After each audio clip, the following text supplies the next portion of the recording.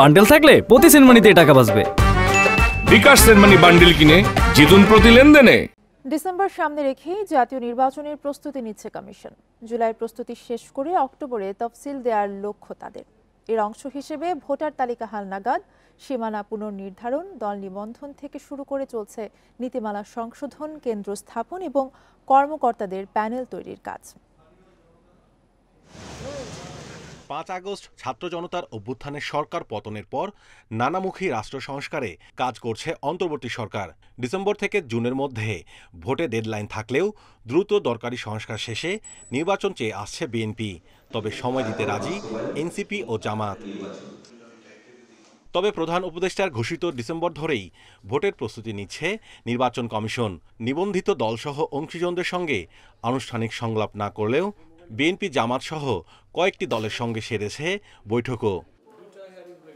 জুনে ভোটার তালিকা হালনাগাদের পাশাপাশি দল নিবন্ধন, সীমানা নির্ধারণ, নীতিমালা বিধিমালা তৈরি সহ অগ্রাধিকারমূলক কাজ এগুচ্ছে পরিকল্পনা মতোই। আর এ কাজে আগের আইনকেই সামনে রাখছে ইসি। সংশোধনীগুলো আইনে আসতেছে, আমাদের ম্যানুয়াল পাবলিশ করতে হবে, তারপরে আপনার কি বলে যে এই জিনিসগুলো আবার ডিস্ট্রিবিউট করতে হবে, তারপরে ফিল্ড লেভেল থেকে শুরু করে সকল পর্যায়ে প্রশিক্ষণের অ্যারেঞ্জমেন্ট করতে হবে। এই যে বিশাল কর্মযজ্ঞ, এটা অক্টোবরে যদি আমরা শিডিউল ডিক্লেয়ার করার চিন্তা করি তাহলে আমাদের জুলাই আগস্টের ভিতরে সমস্ত প্রস্তুতিগুলো আমাদের নিয়ে রাখতে হবে। সেই লক্ষ্যে আমরা এগোচ্ছি। কমিশন বলছে তাদের মূল লক্ষ্য ডিসেম্বরে নির্বাচন আয়োজন। সেজন্য অক্টোবরে তফসিল ঘোষণা ধরেই গুছিয়ে রাখা হচ্ছে কাজ। বরাবরই বলে আসছি যে প্রধান উপদেষ্টা ডিসেম্বরকে টার্গেট করে সরকারের দিক থেকে প্রস্তুতি নিচ্ছে। আমরাও ডিসেম্বরকে টার্গেট করে সর্বতভাবে পরিকল্পনা সহ আমাদের কাজগুলো এগিয়ে নিচ্ছি। কোনো প্রকার কি বলে যে পক্ষপাতিত্বহীনভাবে, নির্ভেজালভাবে, নিরপেক্ষভাবে এই কমিশন কাজ করতে সক্ষম। সংস্কার আগে না নির্বাচন, এই প্রশ্নে রাজনৈতিক দলগুলোর মধ্যে মতভেদ থাকলেও সে বিতর্কে সামিল হতে চায় না কমিশন। তাই ডিসেম্বর ধরেই চলছে কার্যক্রম। Mahmudul Hasan, independent news, Dhaka. নির্বাচনের পর সংস্কার এমন কথা বিএনপি কখনো বলেনি। যদি কেউ এই তথ্য ছড়িয়ে থাকে তাহলে সেটি জনগণকে বিভ্রান্ত করতেই অপপ্রচার। সকালে ঠাকুরগাঁওয়ে সাংবাদিকদের সাথে মতবিনিময়কালে এই মন্তব্য করেন বিএনপির মহাসচিব মির্জা ফখরুল ইসলাম আলমগীর। তিনি বলেন, বিএনপিকে টার্গেট করেই এ ধরনের ষড়যন্ত্র হচ্ছে। বুধবার সকালে 11:30টার দিকে ঠাকুরগাঁওয়ের নিজ বাসভবনে সাংবাদিকদের সাথে ঈদের শুভেচ্ছা ও মতবিনিময় সভার আয়োজন করেন বিএনপির মহাসচিব মির্জা ফখরুল ইসলাম আলমগীর। নির্বাচন আগে না সংস্কার আগে, সাংবাদিকের এমন প্রশ্নে মির্জা ফখরুল ইসলাম বলেন, দেশ দীর্ঘ সময় একটি স্বৈরাচার সরকারের অধীনে ছিল। তাই সুষ্ঠু ও অবাধ নির্বাচনের জন্য বিএনপি শুরু থেকেই সংস্কারের দাবি জানিয়ে আসছিল। বিএনপি কখনোই বলেনি আগে নির্বাচন পরে সংস্কার। আমরা কখনোই এই কথা বলিনি যে আগে নির্বাচন তারপরে সংস্কার। এটা যদি কেউ বলে থাকে একটা ভুল ব্যাখ্যা দেওয়া হচ্ছে, জনগণকে বিভ্রান্ত করা হচ্ছে। আমরা বলছি যে নির্বাচন সুষ্ঠু অবাধ নিরপেক্ষ নির্বাচনের জন্য ন্যূনতম যে সংস্কারগুলো করা দরকার সেটা করতে হবে। এ সময় তিনি আরও বলেন, জনগণকে বিভ্রান্ত করতে বিএনপির নামে সামাজিক যোগাযোগ মাধ্যমে বিভিন্ন অপপ্রচার চালানো হচ্ছে। বিএনপিকে টার্গেট করে একটা জিনিস প্রচারণা করা হচ্ছে, এটা সবচেয়ে বেশি প্রচারণা হচ্ছে, সেটা সোশ্যাল মিডিয়াতে সবচেয়ে বেশি, যে বিএনপি আগে নির্বাচন চায় তারপরে সংস্কার চায়, অথবা সংস্কার চায় না নির্বাচন চায়, হুইচ ইজ এ ব্ল্যাটার্ড লাই। ভিন্ন রাজনৈতিক মতাদর্শ নিয়ে একটি গণতান্ত্রিক দেশের রাজনীতির প্রেক্ষাপট তৈরি হয়। তাই দেশের সব রাজনৈতিক দলকে গণতান্ত্রিক পদ্ধতিতে রাজনীতি করার আহ্বান জানান মির্জা ফখরুল। Independent news. সব জল্পনা কল্পনার অবসান ঘটিয়ে অন্তর্বর্তী সরকারের প্রধান উপদেষ্টা ডক্টর মোহাম্মদ ইউনূসের সঙ্গে বৈঠকে বসতে যাচ্ছেন ভারতের প্রধানমন্ত্রী নরেন্দ্র মোদী। বার্তা সংস্থা ইউএনবি জানায়, শুক্রবার থাইল্যান্ডে বিমস্টেক সম্মেলনের ফাঁকে বৈঠকে বসবেন তারা। এদিকে বিকেলে ফরেন সার্ভিস একাডেমিতে প্রধান উপদেষ্টার বিশেষ প্রতিনিধি ডক্টর খলিলুর রহমান জানান, রোহিঙ্গা প্রত্যাবাসন নিয়েও সংশ্লিষ্টদের সঙ্গে আলোচনা হবে। থাইল্যান্ডের ব্যাংককে বসছে ষষ্ঠ বিমস্টেক শীর্ষ সম্মেলন। এতে অংশ নিচ্ছেন বাংলাদেশ, ভারত, ভুটান, নেপাল, মিয়ানমার, শ্রীলঙ্কা ও থাইল্যান্ডের শীর্ষ নেতারা। এবারের সম্মেলনে বিমস্টেকের চেয়ারম্যানের দায়িত্ব নেবেন প্রধান উপদেষ্টা ডক্টর ইউনূস। আঞ্চলিক সহযোগিতার অংশ হিসেবে শীর্ষ নেতাদের সঙ্গে আলোচনা করবেন তিনি। সম্মেলনের ফাঁকে বৈঠক করবেন ভারতের প্রধানমন্ত্রী নরেন্দ্র মোদীর সঙ্গেও। আমরা আশা করছি যে অন্যান্য সকল সদস্য রাষ্ট্রের শীর্ষ প্রতিনিধি এই সুযোগে তার সঙ্গে বিমস্টেকের আগামী দিনের কাজকর্ম নিয়ে আলোচনা করবেন। এটা হয় কিন্তু স্বাভাবিক। সেই কারণে আমরা ভাবছি যে এই সাক্ষাৎটা হওয়ার সম্ভাবনা অনেকটুকুই আছে।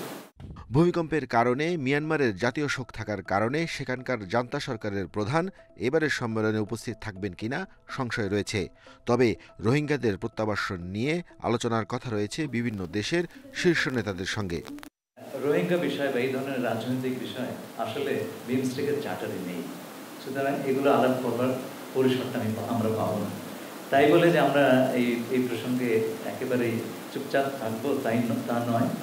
আমরা চেষ্টা করব যারা বিভিন্ন পক্ষ আছেন তাদের সঙ্গে আলাপ করতে। আমি ইতিমধ্যে সকল পক্ষের সঙ্গে আমার যোগাযোগ রেখেছি। আমি এগুলোর অনেক কিছু এত স্পর্শকাতর, এগুলো হচ্ছে অনেকটা এগশেলের উপর হেঁটে যাওয়া মতো। এবার বিমস্টেকের ইয়ং জেনারেশন ফোরামের আলোচনায় প্রধান বক্তা হিসেবে মূল প্রবন্ধ উপস্থাপন করবেন অধ্যাপক ইউনূস। এছাড়া সাক্ষাৎকার দেবেন বিভিন্ন আন্তর্জাতিক গণমাধ্যমকে। Arafatur Rahman, independent news, Dhaka. অন্তর্বর্তী সরকার দায়িত্ব নেওয়ার পর দেশে কোনো জঙ্গিবাদের উত্থান হচ্ছে না জানিয়ে এই বিষয়ে নিউ ইয়র্ক টাইমসের প্রতিবেদন নাকচ করেছেন স্বরাষ্ট্র উপদেষ্টা মোহাম্মদ জাহাঙ্গীর আলম চৌধুরী। এদিকে তথ্য উপদেষ্টা মাহফুজ আলম বলেছেন, দেশে কাউকে উগ্রপন্থা ও চরমপন্থা তৈরির সুযোগ দেওয়া হবে না। বুধবার রাজধানী এবং কুমিল্লায় দুই অনুষ্ঠানে তারা এসব কথা বলেন। বুধবার রাজধানীর খিলক্ষেত, বাড্ডাসহ বিভিন্ন থানার কার্যক্রম পরিদর্শন করে ঈদের শুভেচ্ছা বিনিময় করেন স্বরাষ্ট্র উপদেষ্টা মোহাম্মদ জাহাঙ্গীর আলম। এই সময় পুলিশ বাহিনীর বিভিন্ন পর্যায়ের সদস্যদের খোঁজ খবর নেন তিনি। উপদেষ্টা বলেন, 5 আগস্ট আওয়ামী লীগ সরকারের পতনের পর কোনো সরকার ছিল না। সেই পরিস্থিতি ধীরে ধীরে উন্নতি হচ্ছে। এবার ঈদে আইন শৃঙ্খলা পরিস্থিতি অন্যবারের তুলনায় ভালো ছিল জানিয়ে তিনি বলেন, জনগণ ভালোভাবে ঈদ পালন করেছে। নিউ ইয়র্ক টাইমসের সাম্প্রতিক প্রতিবেদন নিয়ে সাংবাদিকদের এক প্রশ্নের জবাবে উপদেষ্টা বলেন, দেশে জঙ্গিবাদ সম্পর্কিত কোনো সমস্যা নেই। কোন পোস্ট কি বলে এটা সম্বন্ধে আমি কোনো কমেন্ট করতে চাচ্ছি না, বাট এখানে হলো কোনো ধরনের জঙ্গিবাদের কোনো উত্থান হচ্ছে না।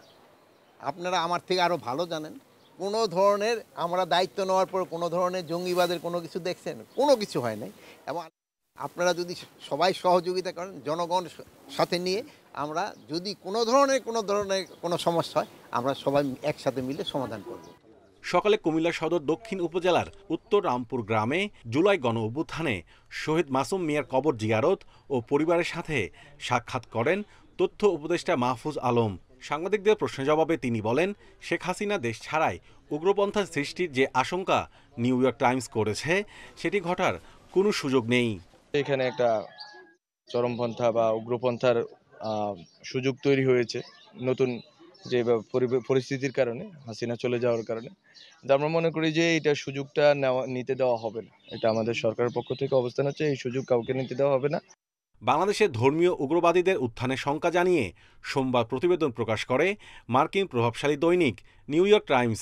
তবে এই প্রতিবেদনকে বিভ্রান্তিকর বলছে সরকার। দুই একটা ঘটনাকে কেন্দ্র করে যে 2-3টা ফুটবল ম্যাচ হলো না, বা 3-4টা বা বেশ কিছু, আমাদের হিসাবে প্রায় 50টার মতো মাজারে অ্যাটাক হয়েছে, এইগুলোকে, বা হিজবুত তাহরির একটা মিছিল করার চেষ্টা করেছে, তো এইগুলোকে নিয়ে যদি আপনি 1, 2, 3, 4 করে অ্যাড করে যদি বলেন যে না বাংলাদেশে এই ধরনের পরিস্থিতি তৈরি হচ্ছে জঙ্গির, তাহলে তো আনফরচুনেট। এটা হচ্ছে যে লেজি জার্নালিজম।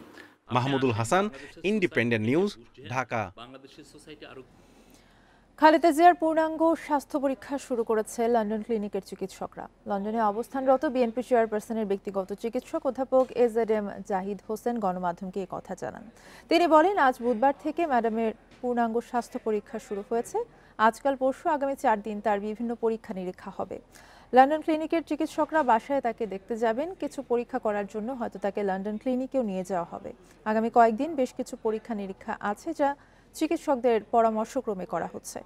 জাহিদ হোসেন আরও জানান, খালেদা জিয়ার পরীক্ষার রিপোর্ট পর্যালোচনা করে চিকিৎসকরা পরবর্তী সিদ্ধান্ত নেবেন কত দ্রুত তাকে ছুটি দেওয়া যায়। চিকিৎসক প্যাট্রিক কেনেডি এবং জেনিফার ক্রসের তত্ত্বাবধানে তারেক রহমানের বাসায় চিকিৎসাধীন রয়েছেন বিএনপি চেয়ারপারসন। খালেদা জিয়া আগের চেয়ে ভালো আছেন বলেও জানান অধ্যাপক জাহিদ হোসেন।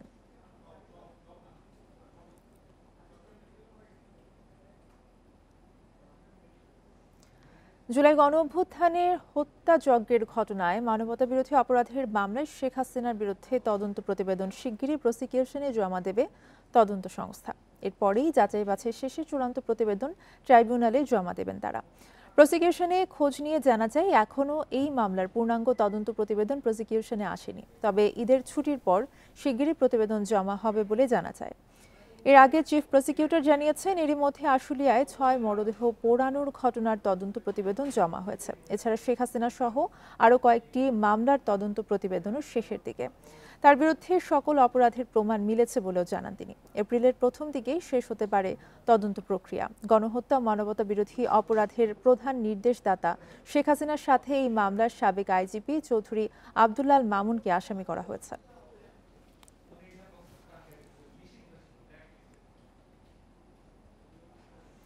ঈদের তৃতীয় দিনেও রাজধানীর বিনোদন কেন্দ্রগুলোতে রয়েছে দর্শনার্থীর ভিড়। পরিবার নিয়ে অনেকে ঘুরতে গেছেন মিরপুরের চিড়িয়াখানায়।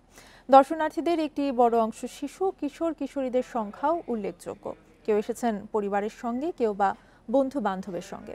পরিবার পরিজন নিয়ে তারা ভাসছেন ছুটির আমেজে। গাছের ছায়ায় ঘুরে ঘুরে বিভিন্ন প্রজাতির প্রাণী এবং পাখি দেখছেন দর্শনার্থীরা। চিড়িয়াখানার পাশাপাশি উত্তরার দিয়াবাড়ি মেট্রো রেল ভ্রমণ, হাতির ঝিল, বোটানিক্যাল গার্ডেনে এসেছেন নানা বয়সী মানুষ।